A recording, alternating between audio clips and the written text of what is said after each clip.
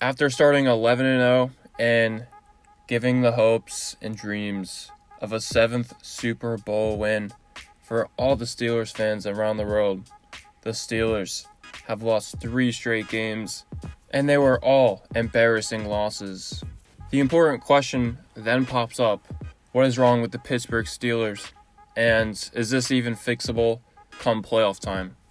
So yes, this team started 11-0, had some impressive wins, downplayed some of its opponents at some times in the year, but still won. And then all the hype started to diminish when they played the Ravens week 12. This game was supposed to be on Thanksgiving, and this game was literally postponed 6 days to the next Wednesday of the following week. And, whatever. They beat the Ravens week 12. They go 11-0. But the thing about this game is that 2 really bad things appeared, and this has been a common trait for the rest of their season against the 3 games that they lost. Number 1, their offense. It's not playing good anymore, and I don't know why. Actually, I do know why, and I'll talk about that later. And the other thing that was just horrible to watch was the Bud Dupree injury.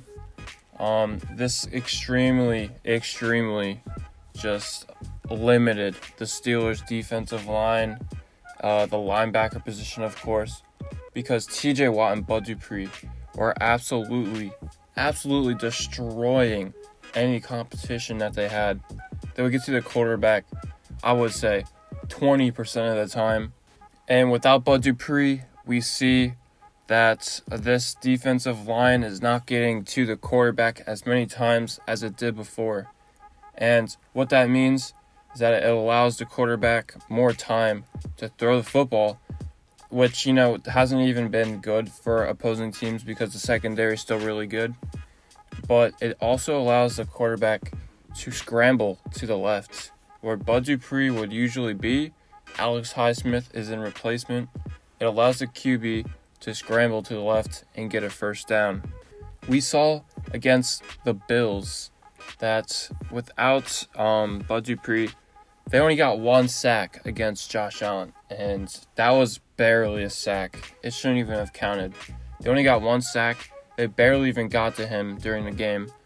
And what we did see is that without Joe Hayden in the game, they got absolutely abused by Stephon Diggs and just got destroyed, right? So the only thing about their defense is that if injuries continue to pile up, Devin Bush, Robert Spillane, Bud Dupree, those are important injuries that have just killed this defense, but the defense is still playing good. But if anyone else on their defense gets injured, like TJ Watt, Minka, or Joe Hayden, this team is just going to get worse and worse. Hopefully that doesn't happen, but that is just one of the bad things that have happened with this defense. Still, I believe their defense is playing really good, but against the Bengals, they allowed a lot of points. Why did they allow a lot of points? Because of the offense turning the ball over. Sure, it was a sloppy game against the Bengals in the first half, and they got their stuff together in the second half. But one thing, and the only thing about this Pittsburgh Steelers team that is absolutely killing them, and which is why they're losing all these games now, is because they can't run the football. We all know the facts. We all know that's the reason, and that is the biggest truth right there. This is honestly one of the most embarrassing rushing offenses in the league. The second quarter of their season, they played the Titans, the Browns, the Ravens, the Cowboys. They were running the ball effectively, and they were winning, right? And even if they didn't run the ball, Ben Roethlisberger could easily just throw it.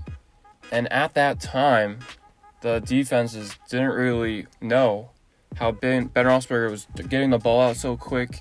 All the receivers were open. But if you fast forward to the present, what's happening is that defenses are becoming too aware that the offense is just going to throw the football. And what have we seen? We see that Big Ben is throwing the football literally twice as many times as they're running it. That is not good to start off with. But the defensive line they are predicting this, and they're getting swatted, broken passes. They're swatting the ball down, and unluckily, this could lead to a interception if the ball is hit up and someone picks it off, right? And this has happened twice already. I've seen it.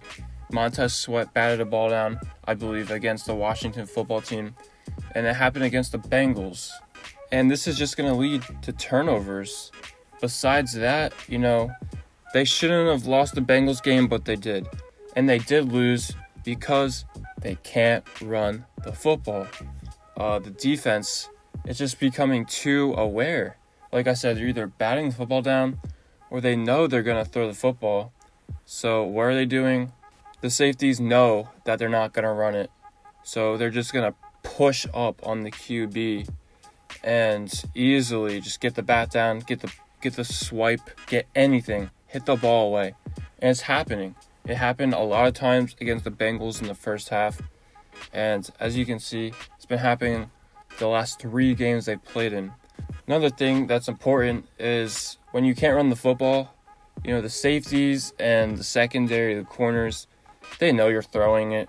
So they're going to create a completely different game plan from other teams from earlier this year that the Pittsburgh Steelers played. They're creating completely different game plans because they know they're not going to run it. They know they're throwing the ball really fast. Big Ben is the fastest to throw it. Since they're throwing it really fast, that means they know they're throwing it in the middle of the field. They aren't throwing it deep, and that is important because they're all just going to play closer to the middle of the field. And that is why the Steelers struggled against the Bengals. And since Big Ben throws the ball so fast, it realistically doesn't even give him time to throw the football downfield. And that has not been a threat for the Steelers this entire season. Every throw I've seen has been a short pass that, it's good for yards after catch. The passes are certainly good for that. But none of those deep threat passes, those have not been relevant. And since you throw the ball so quickly, the defense knows it's going to be a short pass. They play in the middle of the field, especially the secondary and the safeties. Now, throughout the season, I believe Big Ben has been playing a lot better than he has before in the past because he hasn't been turning the ball over. And unfortunately for the Steelers' offense is that now that Big Ben's too predictable, the offensive scheme is too predictable. This is creating turnovers by the QB. He's throwing more picks the last 3 games. He's getting the passes batted down more frequently, and that is not good for the offense. Because if you can't score points on offense, you can't win a football game. The sad part about this offense is that the Steelers have so many good weapons. Obviously, the receivers and tight ends are really good. Deontay Johnson, Juju Smith-Schuster could be starters on any team in the NFL. Deontay Johnson has broke out as a star this year. He's probably their number 1 right now. Claypool is just a monster. He's a vertical threat. He's a speed demon too. And James Washington, he could catch anything. Ebron, all that kind of stuff. And their offense is talented. But as we see in the last couple weeks, Deontay Johnson and Eric Ebron have been dropping the football. Those drops have led to many 3-and-outs, many punts, and you don't like to see that. You want to see the team score. I believe that issue has been fixed against the Bengals. Deontay didn't drop anything.